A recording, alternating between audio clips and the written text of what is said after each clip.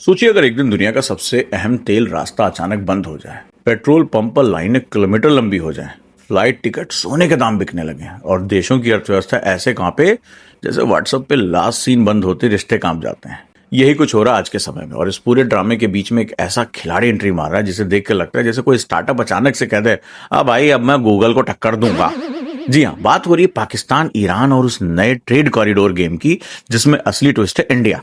अब जरा आराम से बैठे, क्योंकि ये कहानी सिर्फ सड़कों की नहीं है, कहानी है ताकत की, रणनीति की और उस अधूरे पुल की जो भारत के बिना कभी पूरा ही नहीं हो सकता। तो चलिए शुरू से शुरू करते हैं। आज का मिडिल ईस्ट मतलब मध्य पूर्व किसी बॉलीवुड फिल्म के क्लाइमेक्स से कम नहीं है। एक तरफ अमेरिका, दूसरी तरफ ईरान और बीच में हरमुज स्ट्रेट, जो दुनिया का सबसे बड़ा ऑयल हाईवे है। ऑयल हाईवे, इसे थोड़ा आसान भाषा में समझते हैं।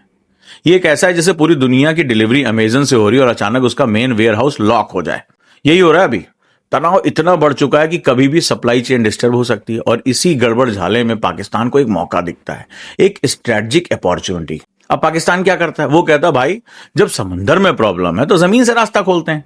और बस ईरान के साथ 6 नए ट्रेड रूट्स अनाउंस कर दिए। सुनने में तो बहुत बड़ा गेम प्लान लगता है, लेकिन असली कहानी अभी शुरू हुई है। इस पूरे प्लान का दिल है तफ्तान। हाँ, आप सोच रहे होंगे तफ्तान क्या है? ये कोई नया ऐप है क्या, पाकिस्तान ने लॉन्च कर दिया? नहीं, तफ्तान बलूचिस्तान का इलाका है जो पाकिस्तान और ईरान की बॉर्डर पे है। लेकिन इसकी कहानी बहुत पुरानी है। 1950 से 1970 के बीच में यही तफ्तान हिप्पी ट्रेल का हिस्सा था। हिप्पी लोग ना, वो दम मारो दम, लंदन से लोग निकलते थे, तुर्की, ईरान, पाकिस्तान और फिर भारत पहुंचते थे। मतलब उस जमाने का इंटरनेशनल रोड ट्रिप यही था बाबू। अब जरा सोचिए, उस समय लोग भारत क्यों आते थे? ना इंस्टाग्राम था, ना रील्स थी, कहां नाचे, फिर भी लोग आते थे योग सीखने, ध्यान करने, आध्यात्मिक शांति ढूंढने।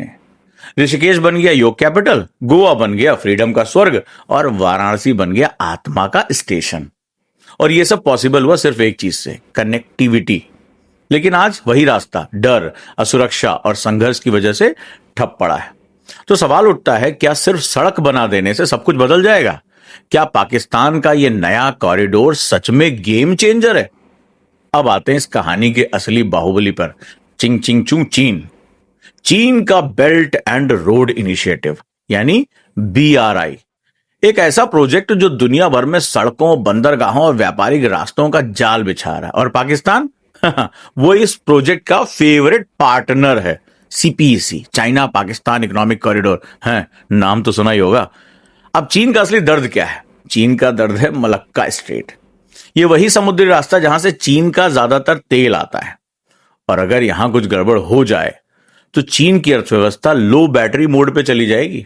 तो चीन सोचता है भाई बैकअप प्लान तो चाहिए अपन को, और तफ्तान वही बैकअप प्लान बन सकता। ईरान से सीधे जमीन के रास्ते तेल, सामान, सब कुछ आ सकता है।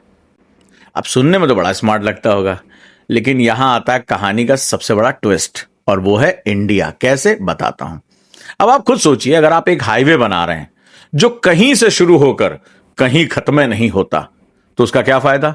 बस वही हॉल है इस कॉरिडोर का, क्योंकि असली मार्केट, असली डेस्टिनेशन इंडिया है, पाकिस्तान नहीं।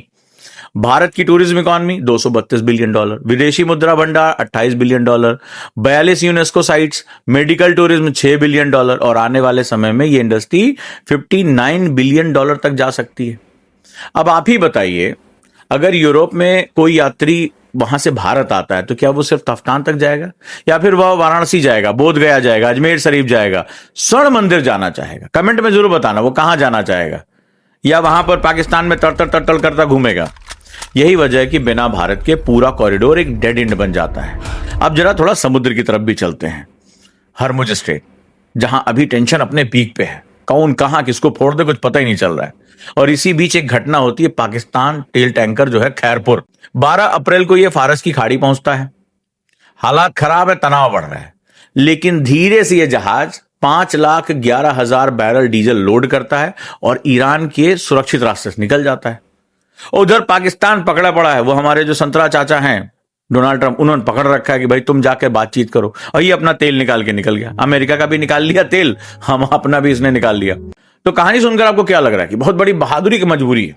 एक तरफ समुद्री रास्ते असुरक्षित हैं, दूसरी तरफ जमीन के रास्ते अधूरे हैं। मतलब कुछ ऐसी स्थिति जैसे आप स्विगी से खाना ऑर्डर करें और डिलीवरी बॉय बोले, सर रास्ता बंद है, छत से कूद के आ रहा हूं क्या? अब एक्सपर्ट क्या कहते हैं? पूर्व राजदूत नवदीप सिंह सूरी के अनुसार हरमुज में जो नाकेबंदी हो रही है वो गैर कानूनी है और इससे पूरी दुनिया की अर्थव्यवस्था बर्बाद हो जाएगी। अब सवाल ये, क्या पाकिस्तान का ये प्लान सच में काम करेगा या सिर्फ ये एक पावर पॉइंट प्रेजेंटेशन बन के रह जाएगा? यानी पाकिस्तान जो 6 रास्ते खोल देगा, दुनिया का बॉस बन जाएगा, दुनिया में पीस स्थापित कर देगा। कौन? पाकिस्तान। क्योंकि जमीन पर सच्चाई थोड़ी अलग है। तख्तान और बलूचिस्तान जैसे इलाकों में तस्करी, विद्रोह, असुरक्षा बना हुआ है। अभी चिल्लाए ना पाकिस्तान की, देखो अजीत डोभाल चले गए और जाके यूएई से मिलके वो ऑपरेशन जो है बलूचिस्तान शुरू करने वाले। आज बलूचिस्तानियों ने मार दिए कुछ रॉकेट। ले भाई, बहुत दिन से शांति पड़ी हुई है। ये सब आज भी मौजूद है और जब तक ये समस्याएं, तब तक कोई भी बड़ा ट्रेड कॉरिडोर पूरा सफल ही नहीं हो सकता। कौन जाएगा उस रास्ते पर? सबसे बड़ी बात जो अब समझिएगा, जब तक भारत इस गेम में शामिल नहीं होता तब तक ये पूरा सिस्टम अधूरा है। अब आपसे एक छोटा सा सवाल है, क्या आपको लगता है कि आने वाले समय में भारत इस तरह के कॉरिडोर का हिस्सा बनेगा या फिर खुद अपना अलग गेम खेलेगा? नीचे कमेंट में जरूर बताना, मैं हर कमेंट पढ़ता हूं, क्योंकि असली मजा तभी आता है जब डिस्कशन दोनों तरफ से हो, सुनाने वाला और सुनने वाला दोनों इन्वॉल्व हो जाए। और अंत में ये कहानी में क्या सिखाती है कि सिर्फ रास्ता बनाना काफी नहीं होता, रास्तों को मंजिलों से जोड़ना जरूरी होता है। और आज की दुनिया में मंजिल है भारत। बोलो भारत माता की जय।